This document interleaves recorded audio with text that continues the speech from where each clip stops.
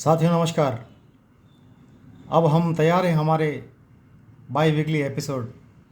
विषय जो हमने उठाया है आइडेंटिफिकेशन ऑफ डिजीज़, हमारे हाथों में रोगों को पहचानना। और आज का जो विषय हमने उठाया है वो है कैंसर को हमारे हाथों में कैसे पहचानें। कैंसर जो कर्क रोग जो है हिंदी में, वो एक बहुत बड़ी आम समस्या बन गई है आज ह्यूमन लाइफ के लिए। एक बहुत बड़ा चैलेंज है कि कैंसर से कैसे अपने आप को बचाएं और क्या हम कर सकते हैं कैंसर को पहले से ही आइडेंटिफाई करने के लिए, ताकि हमें बाद में जाके बहुत ज़्यादा प्रॉब्लम को फेस ना करना पड़े, मानसिक रूप से, शारीरिक रूप से और फाइनेंशियल रूप से। तो अब हम देखते हैं कि कैसे जो कैंसर है वो हमारे हाथों में आइडेंटिफाई किया जा सकता है, पहचाना जा सकता है। अब आप देखोगे कि मैंने पहले से ही एक हाथ का चित्र बना के रखा है जो कि मेरे खुद के ही हाथ का है। इसमें आप देखोगे कि मैंने कुछ डॉटेड लाइंस खींच रखी हैं। ये देखिए आप, ये ऐसे ऐसे लाइन जो आ रही है ना, ये ऐसे, ये लाइन। अगर हम हमारे हाथ को देखेंगे तो जो बीच का जो भाग है, ये वाला पूरा यहाँ से लेके यहाँ तक का ये पूरा जो भाग है, ये हमारे शरीर के लिए सबसे इम्पोर्टेंट एरिया है। ये मतलब हम कह सकते हैं कि ये एक रीढ़ की हड्डी की तरह है। तो सिर से लेके अपने पैरों की उंगलियों तक अगर हमें किसी भी रूप में, किसी भी प्रकार का अगर कैंसर हो तो हम उसको कैसे पहचानेंगे। उसका सबसे बढ़िया और सही तरीका ये है कि हम हमारे हाथों में बीच वाला जो भाग है, जो मैंने बताया आपको, ये जो मेरी मिडिल फिंगर है, ये मध्यमा उंगली हिंदी में कहते हैं, वहाँ से लेकर और ये मेरी जो कलाई है, कलाई के ये जो वाला एरिया है, केतु का स्थान मैंने आपको पहले ही बताया हुआ। ये जो भाग है ये है केतु का भाग, ये केतु का भाग है। ये मेरी शनि की उंगली है और मेरा जो ये है शनि का पर्वत। अब कैसे पता है आपको, ये एक हमारी हृदय रेखा ऐसे आती है, हमारी मस्तिष्क रेखा ऐसे आती है और हमारी जो लाइफ लाइन होती है, पितृ रेखा, गोत्र रेखा, वो ऐसे आती है। अब आप देखोगे कि ये वाला जो भाग है, ये हुआ मेरा शनि पर्वत, शनि की उंगली, शनि का पर्वत। ये बीच वाला जो भाग है ये इंद्र का, यम का और राहु का भाग है। ये यहाँ तक राहु का भाग है। अब ये राहु का जो भाग है, ये जो भाग है ये मंगल के मैदान में भी आता है। अब हमें मालूम था कि मंगल का मैदान कहाँ पर है। आप देखोगे तो आप यहाँ से एक लाइन ड्रॉ करो इमेजनरी, और अंगूठे के यहाँ से एक लाइन ड्रॉ करो ऐसे।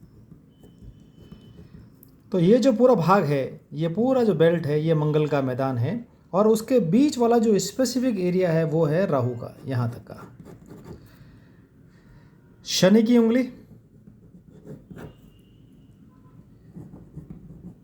Shani planet, Saturn, Rahu, dragon head और ये जो भाग है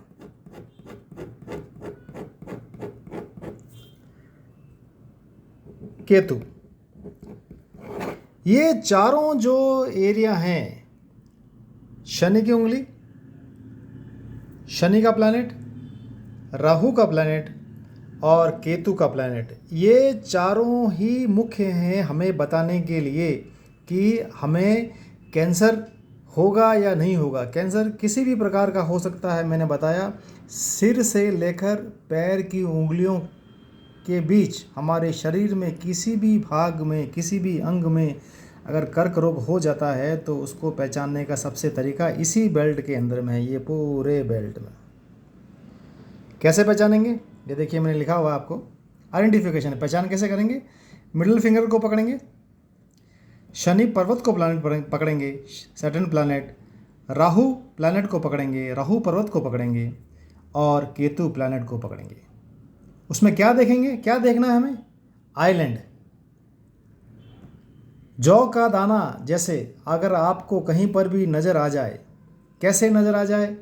उंगलियों के जो पोरे हैं, ये पहला पोरा, ये दूसरा पोरा और ये तीसरा पोरा, इन पोरों पे अगर आपको कहीं पर भी आइलैंड नज़र आ जाए, जौ का दाना गेहूं का दाना जैसा बनता नज़र आ जाए किसी भी एरिया में, या तो किसी भी पोरे की जो लाइन है उसके साथ मिलता नज़र आ जाए, या इंडिपेंडेंटली अलग से बनता नज़र आ जाए, चाहे वो फ्लैट हॉरिजॉन्टल हो, चाहे वो वर्टिकल हो, किसी भी फ्लैंजेस में हो, पहले नॉर्मली पहले वाले में नहीं रहेगा, पहले वाले के अंदर में है जो है अलग पैटर्न रहता है। दूसरे और तीसरे फ्लैंजेस पोरे के अंदर में ऐसा कहीं भी साइन नज़र आ जाए, कोई भी जाली नज़र आ जाए, कोई भी बड़ा धब्बा, ऐसा काला रंग का बड़ा धब्बा, लाल रंग का कोई बड़ा धब्बा नज़र आ जाए, ये 3 साइन में से कोई भी साइन उंगलियों के किसी भी पोरे में किसी भी भाग में अगर आपको नज़र आ जाए, साथ ही इसी बेल्ट के अंदर में जो हमारी हृदय रेखा चल रही है उसके ऊपर हमें कोई भी ऐसा जौ का दाना आइलैंड आ जाए,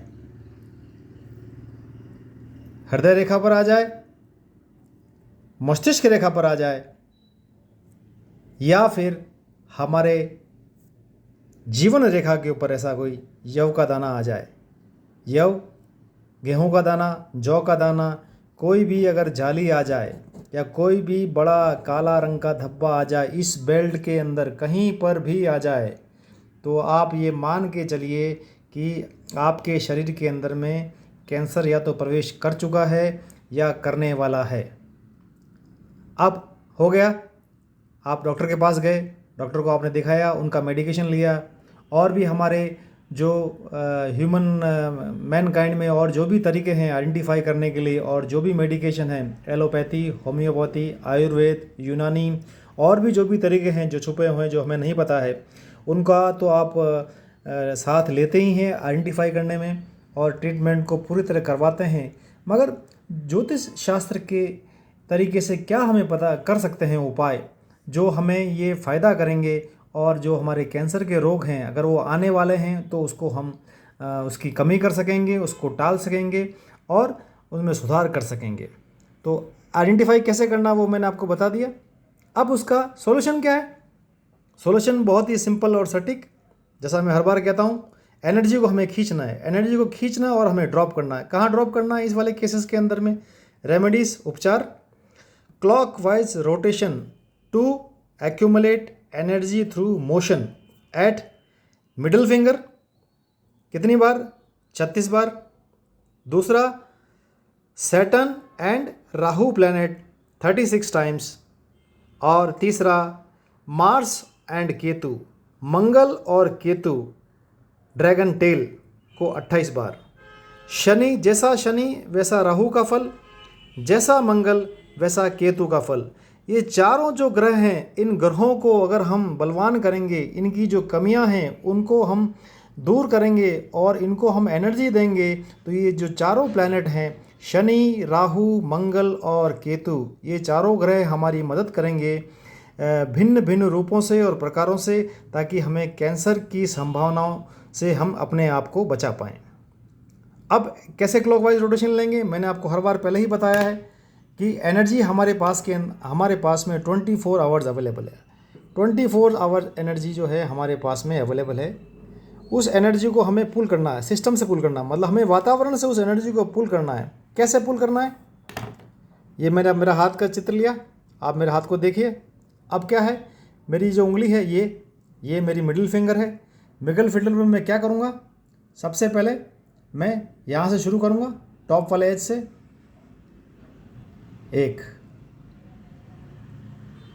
2, 3, 36 टाइम, 36 बार जो है मैं एनर्जी को यहाँ पे एक्यूमुलेट कर लूँगा। एक्यूमुलेट करने के बाद में मैं उसी एनर्जी को 1 टाइम नीचे ड्रॉप करूँगा। ड्रॉप करने के बाद मैं क्या करूँगा? उसी के नीचे का जो प्लैनेट है, कैसे? इसी के नीचे के जो प्लैनेट है शनि और राहु को, इसको मैं 36 टाइम रोटेशन दूंगा। कहाँ से? ऊपर से शुरू किया मैंने। 1, 2, 3, 4, 36 टाइम हो गया। शनि को मैंने पर्पल किया, एनर्जी ली, एक्यूमुलेट किया, एनर्जी को ड्रॉप किया।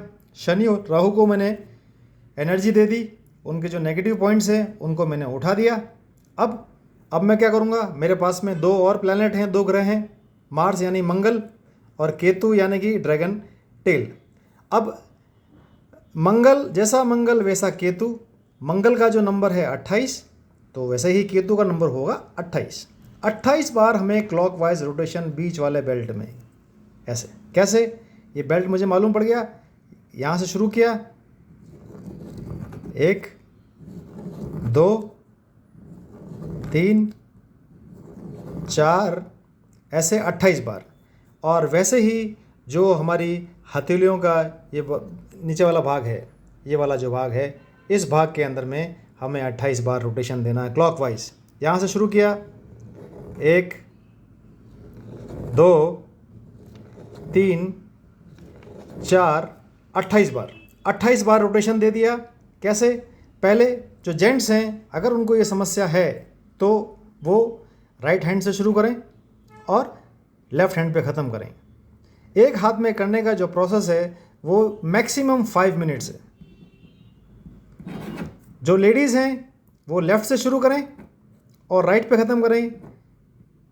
5 मिनट का प्रोसेस एक हाथ में। दोनों हाथों में अगर आप करेंगे तो 10 मिनट्स का टोटल प्रोसेस है। ये आप 24 आवर्स में कभी भी कर सकते हैं, मगर बेस्ट टाइम एनर्जी का है वो दिन के 12 बजे का पहला है।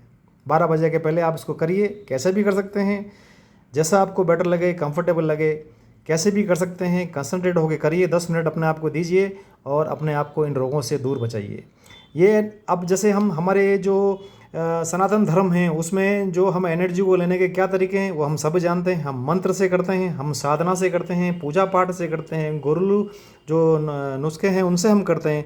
मगर और जो इफ़ेक्टिव तरीका, जो बेस्ट तरीका क्या है, वो एनर्जी को क्लॉकवाइज मोशन देने से एनर्जी एक्यूमुलेट होती है और फिर उसको हम ड्रॉप करते हैं, पूरे एरिया में डिस्ट्रीब्यूट करते हैं। राइट हैंड में करने से राइट हैंड के माइंड को सिग्नल जाएगा, माइंड एक्टिवेट हो जाएगा, उसको पल्स चली गई और उसको ये मालूम पड़ गया है कि मेरे को ये बीमारी है, इसको मुझे दूर करना है। वैसा ही हमें लेफ़्ट हैंड में करना है।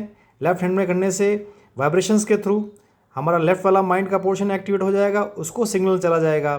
तो हमारे दोनों लेफ़्ट और माइंड एक्टिवेट हो गए। उनको सिग्नल हम लगातार दे रहे हैं। कब तक करना है, हमें इसको लगातार 9 महीने तक करना है। 9 महीने तक करने से एक हमारी हैबिट बन जाएगी और वो जो है सिग्नल जो है, पल्स जो है वो कंटिन्यूसली हमारे माइंड को जाएगी और हमारा माइंड जो है वैसा ही काम करना शुरू कर देगा और वैसा ही वो उसको रिस्पॉन्ड करेगा। ठीक है, तो मुझे उम्मीद है कि ये जो बातें मैंने बताई आपको समझ में आएंगी। बहुत ही आसान तरीका है। जैसे हमारी शरीर की जो रीढ़ की हड्डी है वो हमारे शरीर को बैलेंस करके रखती है, वैसे ही हमारे हाथ में ये जो बीच वाला जो भाग है ये हमारे पूरे सिस्टम को बैलेंस करके रखता है। ये बिल्कुल ही साइंटिफिक है, बिल्कुल ही आसान है, सरल है। 10-10 मिनट आप दीजिए और अपने आप को इन रोगों से मुक्त रखिए। साथियों, मेरा नाम अशोक जोशी है। मेरा मोबाइल नंबर 800-3618-499। मेरा यूट्यूब चैनल भी है, Ashok Joshi the people's palmistry. आप उस यूट्यूब चैनल को सब्सक्राइब कर सकते हैं, उसको देख सकते हैं और जब भी आपका मन चाहे इसको सुन सकते हैं, समझ सकते हैं और फॉलो कर सकते हैं। उद्देश्य हमारा एक ही है, हमारे किसी भी मित्र को पूरे विश्व में, अगर किसी भी आदमी को, अगर एक भी व्यक्ति को अगर ये फ़ायदा हो जाता है तो हमारी जो नॉलेज है का जो डाटाबेस है वो सफल हुआ और हम अपने आप को थैंकफुल फील करेंगे और हम ईश्वर को धन्यवाद देंगे कि उन्होंने जो शिक्षा हमें प्रदान दी है, जो नॉलेज हमें प्राप्त हुआ है, उसके लिए रियली हम थैंकफुल रहेंगे। और अगला जो विषय है वो हम उठाएंगे। आजकल बहुत सारे लोगों को समस्या आ रही है पाइल्स के बारे में, तो पाइल्स के बारे में हम जानने की कोशिश करेंगे। पाइल्स क्या है और उसको कैसे हम हाथों में पहचान सकते हैं और कैसे एनर्जी के थ्रू उस पाइल्स वाली समस्या से अपने आप को निजात दिला सकते हैं।